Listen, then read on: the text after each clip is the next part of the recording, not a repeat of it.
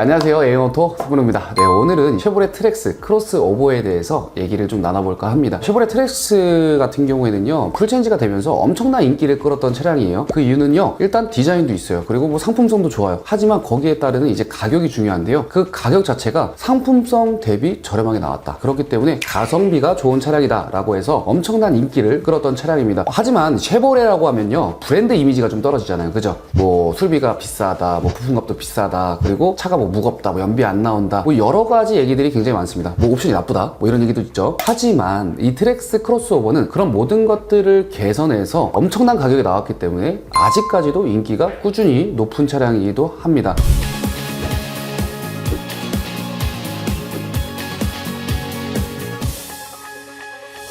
국내에서도 인기가 많은 만큼에 이제 해외 시장에서는 트랙스 크로스오버가 더 많은 인기를 끌고 있습니다. 수출 시장에서 인기가 상당합니다. 그래서 전 세계적으로 인기가 많은 모델이다, 사랑받고 있다 라고 알고 계시면 될 것 같은데요, 그 트랙스 크로스오버가 이름도 좀 어렵네요. 트랙스 크로스오버, 이 차량이 이제 새로운 트림을 출시하게 되죠. 새로운 트림은 쉐보레에서 가장 많이 밀고 나가고 있는 트림이기도 해요. 레드라인입니다. 기존에는 이제 RS로 많이 밀고 나갔었잖아요. RS로 밀고 나가다가 레드라인으로 나왔었는데, 이 트랙스 크로스오버의 단점이 있었어요. 가장 큰 단점은요, 이 차량을 구매하는 소비자층들이 좀 젊은 오너분들이 많잖아요. 그죠? 젊은 오너분들이 중점적으로 보는 부분이 이제 외관 디자인이란 말이죠. 근데 외관 디자인이 일단 이뻐야 돼요. 그리고 실내도 뭐 고급스러워야 되고 이뻐야 돼요. 근데 기본적으로 외관이 이쁘려면요, 기본 트림은 안 되죠. 뭐 LS, LT 외관적으로 봤을 때 조금 부족한 부분이 있습니다. 그렇기에 RS 모델로 올라갈 수밖에 없는 그런 상황들이 있었거든요. 하지만 이런 상황들을 커버할 수 있는 새로운 트림이 공개가 된 거죠. 그게 바로 레드라인입니다. 그래서 오늘 알아볼 거는 어떤 강점들이 있는지 한번 볼 텐데요. 일단 레드라인이라고 하면요, 외관 디자인 자체가 굉장히 멋있습니다. 젊은 오너분들이 좋아할 부분들이 굉장히 많이 들어가 있기는 한데요. 자, 일단 외관적으로 바뀐 것들을 한번 보도록 하겠습니다. 블랙 그릴이 들어가요. 레드 포인트가 좀 들어가 있습니다. 사이드 미러도 레드 포인트로 표현을 잘 해놨고요. 스키드 플레이트에도 이제 블랙 라인으로 자리 잡고 있죠. 그리고 휠을 보게 되면요, 블랙 휠로 또 들어가 있고요. 레드라인이기 때문에 레드 포인트가 좀 들어가 있습니다. 깔끔한 블랙을 선호하시는 분들도 있을 텐데, 거기에 레드 포인트가 들어가 있다 보니까 호불호가 조금 있을 것 같아요. 네, 레드라인의 휠은 이제 17인치로 들어가 있어요. 근데 대다수 오너분들은 외관이 이쁜 거는 휠이 커야 된다 라고 생각하시는 분들도 있는데, 그거는 맞습니다. 외관 퍼포먼스로 봤을 때는 휠이 큰 게 맞지만, 이게 블랙 휠로 들어가 있다 보니까 사이즈가 엄청 작아 보이진 않거든요. 그리고 거기에 더해 실용적인 부분들도 굉장히 많죠. 승차감 굉장히 좋고요, 소음도 좀 덜 나고요, 그리고 타이어 교체 비용도 저렴하기 때문에 17인치라고 해서 무조건 나쁜 건 아니에요. 장점도 꽤나 많다라고 알고 계시면 좋을 것 같아요. 이 부분이 정말 좋네요.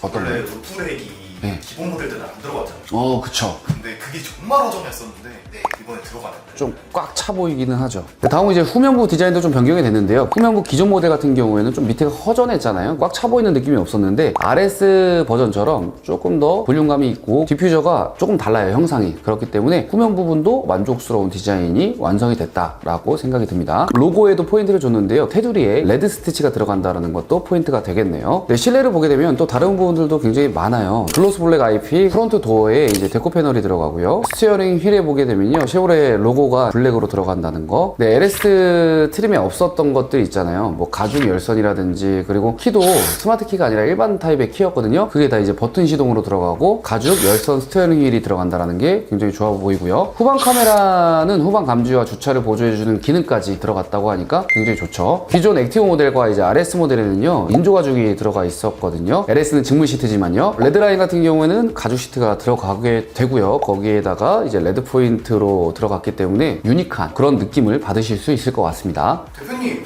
네. 여기서 이제 슬슬 궁금해지는데, 네. 이 정도라면 무조건 레드라인을 사야 되지 않을까요? RS를 사야 하는 이유가 있을까요? 당연히 RS에 특화된 옵션들이 있어요. 어떤 게 이제 빠져 있는지 봐야 될 것 같은데요. 가장 먼저 이제 오토 하이빔이 빠져 있고요. 그리고 계기판이 아날로그 방식으로 그 윗등급에는 이제 하이패스가 내장되어 있어요. 그 차이가 있고요. 많은 분들이 좋아하는 옵션이죠, 통풍 시트. 그럼 레드라인 통풍 시트가 없어요? 없어요.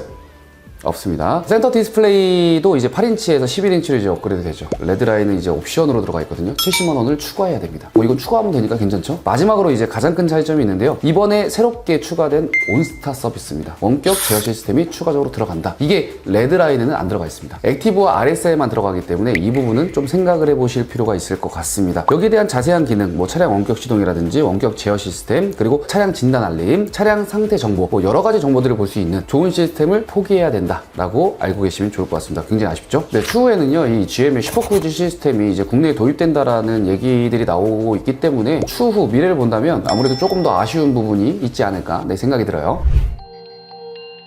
자, 가장 큰 경쟁차, 가장 큰 라이벌이라고 보면요, 이제 셀토스가 있을 겁니다. 셀토스가 정말 인기가 많잖아요. 이 셀토스랑 가볍게 좀 비교를 해볼게요. 두 차종을 비교하시는 분들이 충분히 있을 수 있기 때문에 판매량부터 보게 되면요, 셀토스가 6월 판매량 기준 한 4,000대가량 3,967대 판매가 됐고요. 트랙스 크로스오버는 1,447대입니다. 굉장히 좀 높은 수준이기는 해요. 어떤 게? 트랙스 크로스오버가요. 쉐보레랑 기아랑 싸우면 무조건 차이가 많이 날 수밖에 없는데 그래도 선방했다라고 보여지고요. 이제 파워트레인도 한번 보도록 하겠습니다. 파워트레인은요, 트랙스는 이제 3기통 가솔린 터보 엔진 장착하고 있잖아요. 139마력. 그리고 셀토스는 4기통 터보 엔진 1.6L 터보 엔진인데 198마력으로 파워트레인은 셀토스가 압도적이네요. 하지만 효율적으로 보게 되면요, 트랙스 크로스오버가 조금 더 유리한 부분도 있습니다. 자동차세는 연간 한 71,000원 정도 차이가 나네요. 그러면 큰 건가?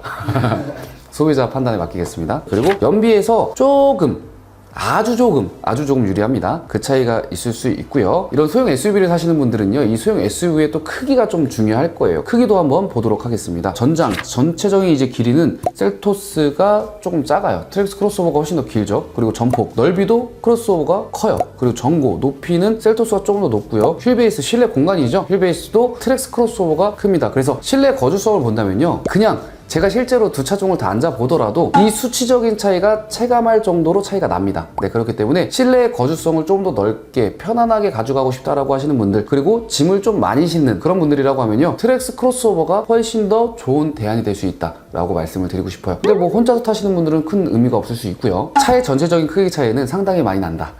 그죠? 많이 나죠? 그리고 뭐 디자인적인 차이는요, 개별적인 성향의 차이가 강하기 때문에 요거는 제가 말할 수 없을 것 같고 각자의 이제 선호도에 따라서 선택해 주시면 될 것 같습니다. 자, 이제 가장 중요한 겁니다. 가격부터 보도록 하겠습니다. 셀토스에서 가장 인기가 많은 트림 프레스티지잖아요. 프레스티지 기본 가격을 좀 볼까요? 네, 2,512만 원이고요. 저렴하네요. 아, 역시 뭐 인기가 많은 이유가 있습니다. 그리고 옵션을 뭐 드라이브 와이즈나 그 다음에 10.25인치 내비게이션 필수적으로 많이 넣으시잖아요. 넣었을 때 2,700이라는 가격이 나오거든요. 스타일을 넣더라도 2,800만 원대. 그렇게 본다면 저는 가성비 뭐 이런 걸 다 떠나서 가격적인 측면으로 본다면요, 무조건 셀토스가 저렴해요. 그리고 현대기아가 잘하는 것이 이제 트림을 여러 가지 많이 나눠놓고 옵션 구성들이 다양하게 선택할 수 있는 폭이 넓다 보니까 소비자분들이 이런 부분들 때문에 현대기아 차량을 좋아하는 게 아닐까 생각이 들고요. 트랙스 크로스오버에 대한 강점이 되는 부분은 실내 공간이 넓고요. 그리고 여기에 더해서 주행 안정성이라고 하면요, 뭐 사고가 났을 때 뭐 이런 거는 자세히는 모르겠지만 일단 탔을 때 운전이 안정적이고 그리고 고속 안정성도 좋다 보니까 기본기에 충실한 차량을 원한다면, 그리고 현대기아가 조금 질려가지고 새로운 브랜드, 새로운 세그먼트를 원하신다면요, 이 트랙스 크로스오버가 좋은 대안이 되지 않을까 그렇게 생각이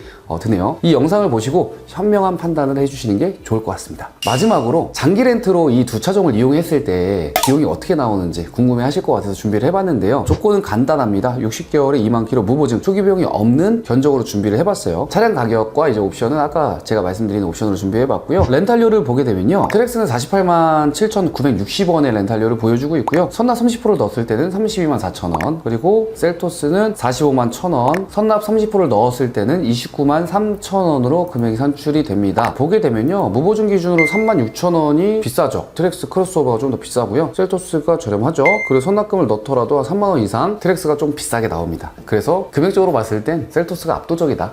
똑같은 차량 건데 왜 차이가 나요? 네, 그 이유는 잔존가치 때문입니다. 만기에 인수하는 금액이 잔존가치라고 하는데요, 기아 셀토스가 중고차 가격 자체가 높게 측정이 되고 높게 평가되기 때문에 월 렌탈료가 저렴해지는 거죠. 트랙스 좀 아쉽네요, 이렇게 또 보니까. 네. 그래도 훨씬 넓으니까. 네. 넓기만 하잖아요. 근데 저는 젊은 소비자 입장에서 솔직히 셀토스 너무 오래됐고 저는 오히려 트랙스가 조금 더 인기가 가긴 합니다. 3만원 차이라면은 그냥 트랙스를 선택하겠다. 근데 나중에 반납하면 되니까. 반납하면 되니까. 뭐 그렇다고 합니다. 네. 여러분들의 좋은 선택에 맡기겠습니다. 자, 오늘의 영상 마치도록 하고요. 이 영상을 통해서 여러분들이 합리적인 차량 구매하셨으면 좋겠다라고 생각을 하면서 다음에도 더 좋은 자동차 정보와 할인 혜택으로 만나뵐 수 있도록 준비하겠습니다. 감사합니다.